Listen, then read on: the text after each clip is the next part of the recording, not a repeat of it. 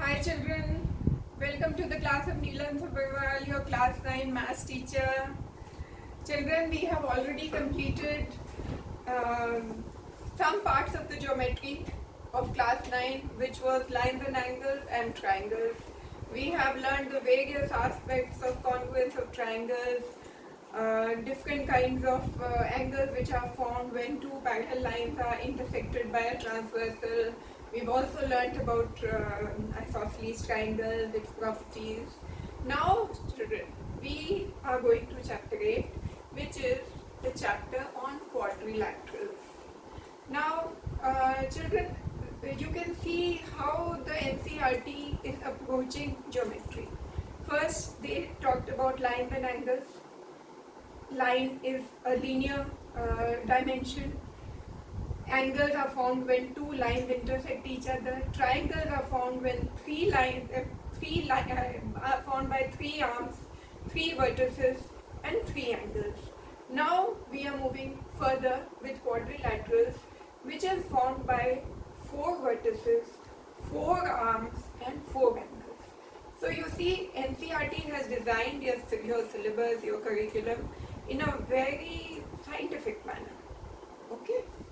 Now, I shall introduce to you the concept of quadrilaterals, children. You have studied about quadrilaterals earlier also. It is not the first time you are listening to as to what are quadrilaterals. But we must revise so that everything you have done in your earlier classes, you are able to understand properly, revise it, so that approaching the theorems, approaching the questions becomes much simpler for you all. So today's class I am going to devote to primarily as to what are quadrilaterals, what are the different kinds of quadrilaterals, and what are the differences between them. Alright children. So quadrilaterals, very wrongly written.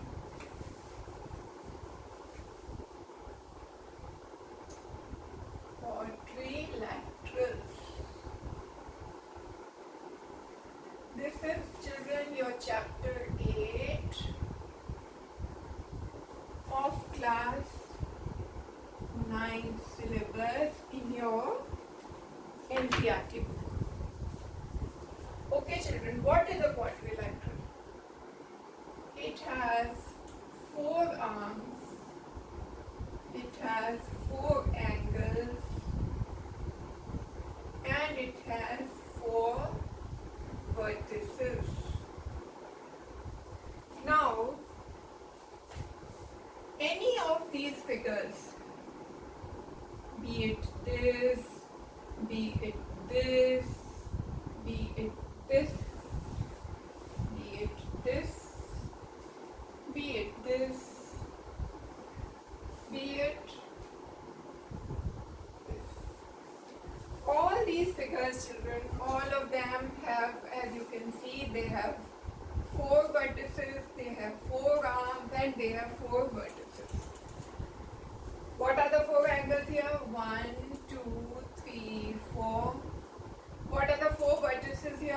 1, 2, 3, 4. And what are the four arms here? 1, 2, 3, 4. And that you can see in all the figures that I have drawn, children. So what is a quadrilateral? It has four arms. It's a closed figure, number 1. That you must remember. It is a closed figure. It has four arms, it has four vertices, it has four angles. Now children, you have various kinds of quadrilaterals. And you've been studying about these different kinds of quadrilaterals in all the classes that you have studied till now. I think children, when they come to class 3rd, 4th, they are introduced to the concepts of square, rectangle. When a child is very small, we show to the child a book. This is a square, this is a rectangle. I think a 2nd class child also knows what is a square, what is a rectangle. And children, the concept of squares and rectangles is used in your everyday life like anything. You go to a house, you go to your own room, you will see the shape of the floor of your room, the shape of your ceiling, the shape of your wall, the shape of your air conditioner, the shape of your computer monitor, the shape of your TV, the shape of your photo frame, the shape of your tabletop. All these are normally either rectangles or they are squares. So this is a concept which is not new to you. You have been studying about it and you have been seeing it in your daily life through and through. Yes. Now let me teach you what are the basic kinds of quadrilaterals and what are the differences between them. How do you distinguish that this is a rectangle, this is a square, this is a parallelogram, this is a rhombus, this is a trapezium. You must know, children, the distinction between all these to proceed further with the theorem, because in when we talk about quadrilateral, the first quadrilateral that we discuss about is parallelogram. And in a parallelogram there are different properties which are indicated by the different theorems, and all these theorems are applicable to the exercises that you would be doing. So it is very important to understand what are the different kinds of quadrilaterals and how are they what are the properties of these quadrilaterals and how are they different from each other. Alright, children? So what are the different kinds of quadrilaterals? Alright. One is, children, a square, a rectangle, parallelogram, rhombus, trapezium. Alright, children. Now I shall explain to you. See, basically what is a square? A square is a quadrilateral which has all sides equal, number one property. What is a square, children? It is a quadrilateral, so it is understood it has it's a closed figure, it has four vertices, it has four angles, it has four arms. All that is taken for granted. Square is a quadrilateral, so it has those four properties. But apart from those four properties, what more does it have so that we can say that this quadrilateral is actually a square? Okay, so what are those qualities it has? It has all sides equal, number one, and all its angles are 90 degrees each. That is, all these angles are 90 degrees. Now this is a square. Oh, now what is a rectangle, children? This is a rectangle. I know, children, that many of you students would be thinking that this is too basic. We know all this. But children, all those children who feel that this is too basic, they must understand that it's not too basic for everybody. There are all kinds of children, and it's our responsibility to make all the children understand. I would advise that to the class, the children studying in the class, in schools, in tutorials, that those children who are very brilliant, who are very thorough with all the questions, basics, they keep interrupting the teacher and making the teacher feel that they know everything so the teacher can speed up. But with that, children, what happens? Those children who are not understanding, not understanding the topic aggravates further, which pushes them down. So children, always, it is those children who are very brilliant and well conversed with everything, it is their responsibility also to make sure that the other children also proceed further, progress further in their studies. Okay, what is a rectangle?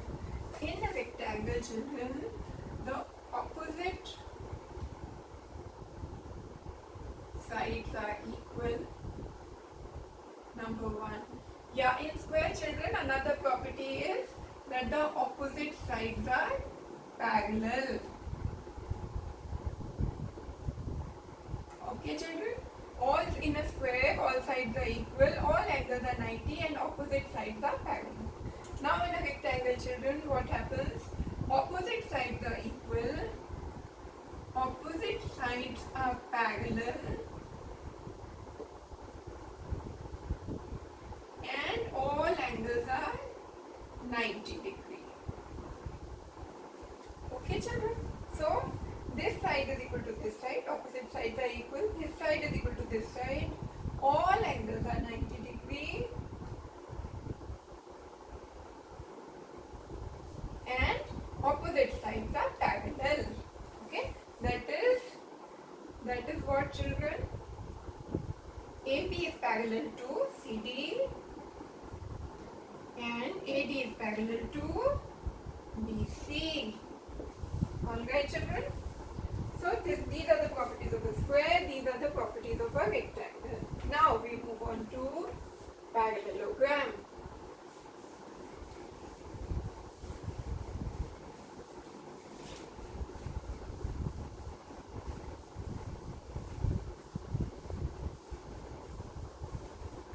Now children, what is a parallelogram?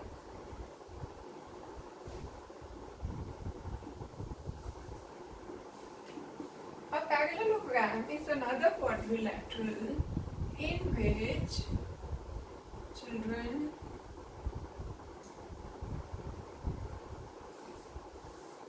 opposite sides are parallel,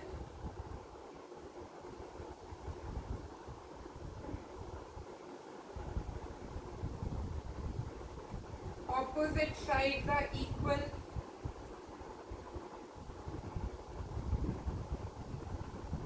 alright, children, and third, that the opposite angles are equal.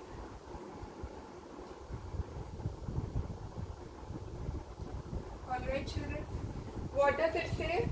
If this is a parallelogram, then AB is parallel to CD, BC is parallel to AD,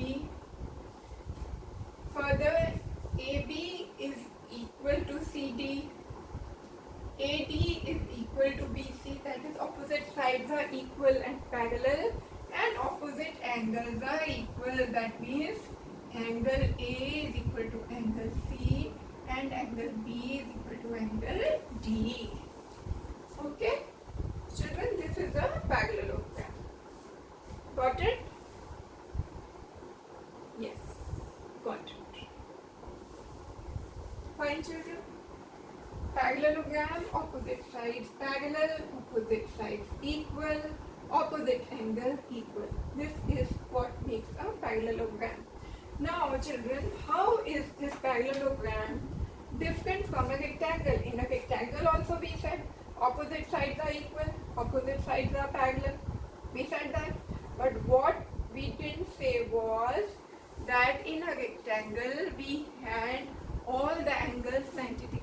But in a parallelogram, opposite angles are equal is one criteria to say it's a parallelogram. But opposite angles may or may not be 90 degree. Understood? If in the parallelogram there is a further addition that the angles are 90 degree, then we would say that this parallelogram is a rectangle. Why? Because the condition of rectangle is also being met by that parallelogram. Okay, children? And in addition, children, if in a parallelogram we say that opposite sides are equal, opposite sides are parallel, opposite angles are equal, all sides are equal, and all angles are 90 degrees, then what would that parallelogram be? Then it will become a square. Alright, children? Because in square, what is the property of a square? All sides are equal, all angles are 90 degrees, opposite sides are equal, opposite sides are parallel. Isn't it, children? So, a parallelogram becomes a rectangle when its angles become 90 degrees. A parallelogram becomes a square when its angles become 90 degrees and all its sides become equal. Okay? Then it becomes a square. And if the opposite sides are equal but the adjacent sides are not equal, then that parallelogram would be a rectangle provided the angles are 90 degree. So children, you have to remember, in a rectangle and in a square, all the angles are 90 degree. But in a parallelogram, they may or may not be 90 degree. If they are 90 degree, then depending on whether the adjacent sides are equal or not, that parallelogram will become either a rectangle or a square. Alright? Now children, we go on to rhombus. Rhombus is, children, another kind of parallelogram.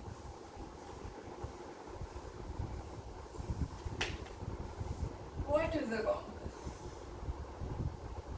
Rhombus is, children, a quadrilateral. Rather, it is a parallelogram.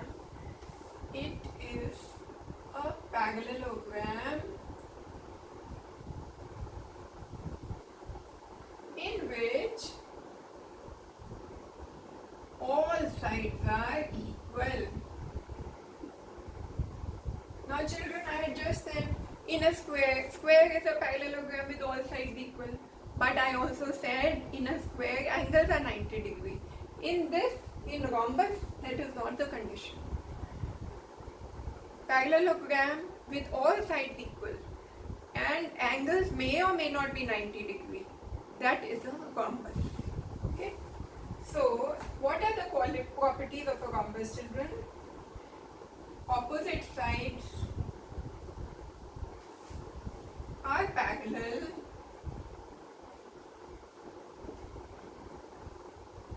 All sides are equal. And opposite angles are equal. Isn't it, children? So is it meeting the qualities of a parallelogram? What does your parallelogram say? Opposite sides are parallel. Yes, they are parallel in a rhombus. Parallelogram says opposite angles are equal. Yes, they are there. Parallelogram says opposite sides are equal. But here all sides are equal. So that is, rhombus is a kind of a parallelogram. It's a kind of a parallelogram in which all sides are equal. A, B, C, D. All sides are equal. But the angles may or may not be 90 degree. Alright? Now in a rhombus, if in a rhombus the angles become 90 degree, then it becomes what? It becomes a square. Because what is the condition of a square? All sides are equal. All angles are 90 degree, opposite sides are parallel. Isn't it? So a rhombus will become a square when all the angles become 90 degree. If they are not 90 degree, that means it's a rhombus if opposite sides are parallel, all sides are equal and opposite angles are equal. Alright. Now children, this was a rhombus. Now what is a trapezium?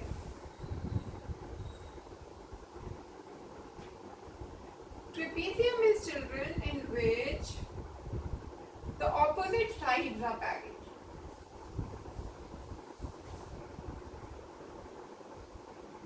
One set of opposite sides. Must remember, children, trapezium is a quadrilateral. It is not a parallelogram, because in a parallelogram both the sets of opposite sides are parallel. Here that is not so. So a trapezium is not a parallelogram. Understood? Trapezium has only one pair of opposite sides parallel to each other, not the other. Not the other. So this is the trapezium in which AB is parallel to CD, but BC is not parallel to AD. Not parallel to AD. BC is not parallel to AD. AB is parallel to CD. This is a trapezium. Okay, children? Don't confuse. Trapezium is not a parallelogram. Parallelogram, opposite, both the pairs of opposite sides are parallel. In this, that is not so. In this, only AB is parallel to CD. AB will not be equal to CD also. Okay? Alright. These are the basic kinds of quadrilaterals, children, that you have been studying about, but my purpose was to make you revise what are the different kinds of figures, so that children, it becomes much easier to, on a strong foundation, it is much easier to build a good quality building, healthy building. How does a healthy childhood makes the parents raise a healthy child in future also. He will become a healthy adult also. So the children foundation is very important. Without with a weak foundation, you cannot construct a good building. That is why before every chapter, I like to revise the concept so that everybody is able to appreciate and everybody is able to rise above the level and do well in studies. All right, children. Now we move on to the theorems, children. The theorems of quadrilaterals. All right, children. Children, yes, one more thing. Before I move on to the theorem, one property of quadrilateral applicable to all quadrilaterals that I have explained to you right now, be it square, rectangle, trapezium, rhombus, parallelogram, anything. One property applicable to all quadrilateral is the angle sum property of quadrilaterals. All. What is this? Like, children, for a triangle, what was angle sum property? That sum of all the angles, there are three angles in a triangle, sum of all the three angles of a triangle is 180 degrees. Now similarly, in a quadrilateral, sum of all the four angles of a quadrilateral is 360 degrees. Okay? Sum of all the angles of a quadrilateral is 360 degrees.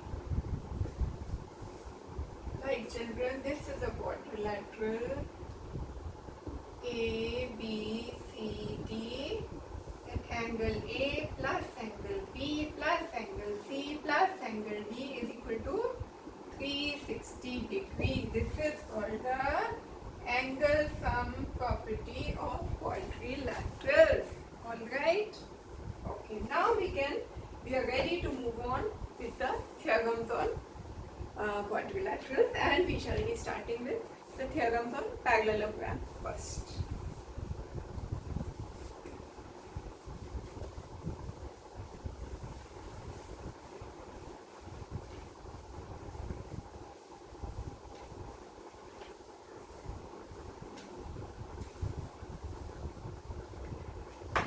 Okay, theorem 8.1, children. These theorems are, children, very, very important. Without these theorems, you cannot proceed with the exercise.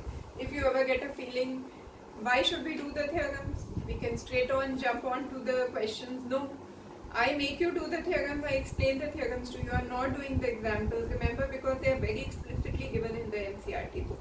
But please remember that it is very, very important to understand the theorems, do the examples, and then move on to the exercise, children. Because at times in the question paper, examples also come. It's not that questions will come only from the exercise, they come from examples also.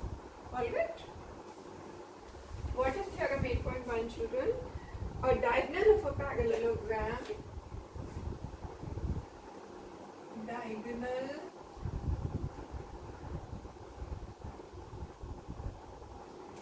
of a parallelogram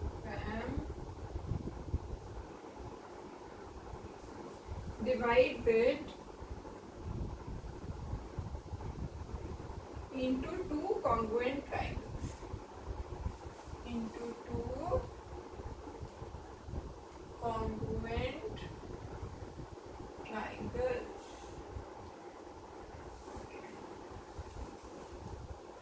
A diagonal of a parallelogram divides it into two congruent triangles. This is theorem 8.1. Now, this is a parallelogram, children. A, B, C, D. What they are saying is the diagonal BD divides ABCD into two congruent triangles. So, what are they saying, children? What does this theorem say? That diagonal BD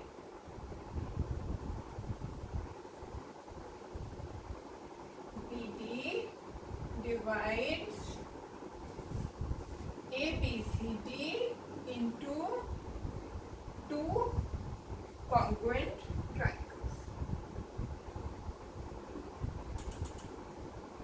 That is, what are those two congruent triangles, children?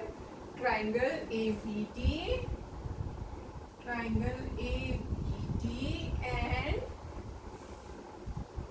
triangle ABD and triangle CDB.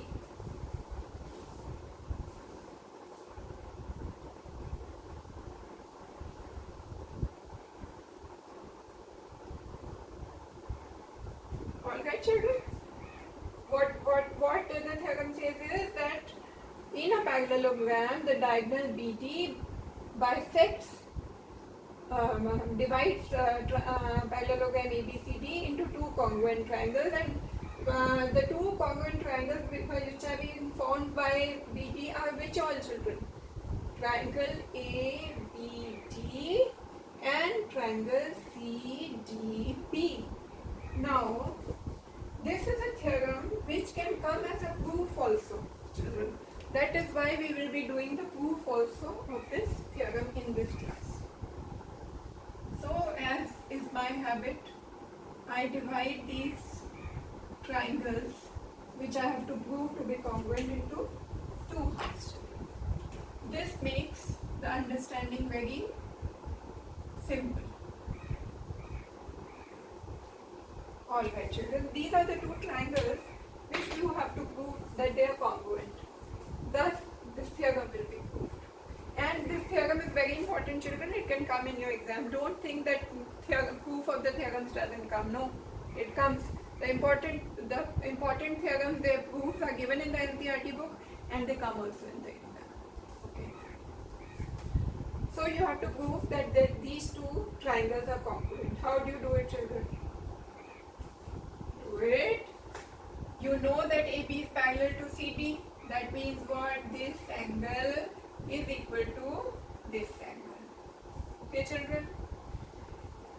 Why? Because AB is parallel to CD and BD is the transversal intersecting them. Alright? Another thing that you know, children, is that AD is the transversal intersecting AB and CD. So, and another thing, children, you know is that BC is a transversal intersecting AD. Isn't it, children? If BC and AD are two parallel, you know, opposite sides in a parallelogram are parallel and equal. So, BC is parallel to AD and BD is the transversal intersecting them. Isn't it, children? What would that mean? It would mean that this angle is equal to this angle. Alright, children? Have I made myself clear? Parallelogram, so AB is parallel to CD. BD is the transversal intersecting. That means this angle is equal to this angle. Why? Because they are alternate interior angles. Alternate interior angles are equal. Okay. Similarly, BC is parallel to AD and BD is the transversal intersecting them. That means this angle is equal to this angle. Why? Alternate interior angles. So, you have this angle equal to this angle equal to this angle, and you have BD, which is a common side shared by the two triangles which we are trying to prove to be congruent.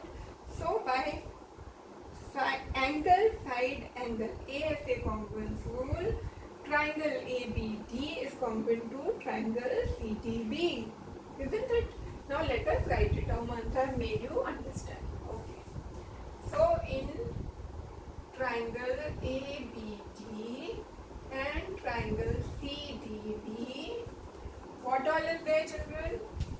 Angle ABD is equal to angle CDB. ABD is equal to CDB. Why? Because AB is parallel to CD and AB is parallel to CD and BD is a transversal. Alright. And alternate interior angles are equal.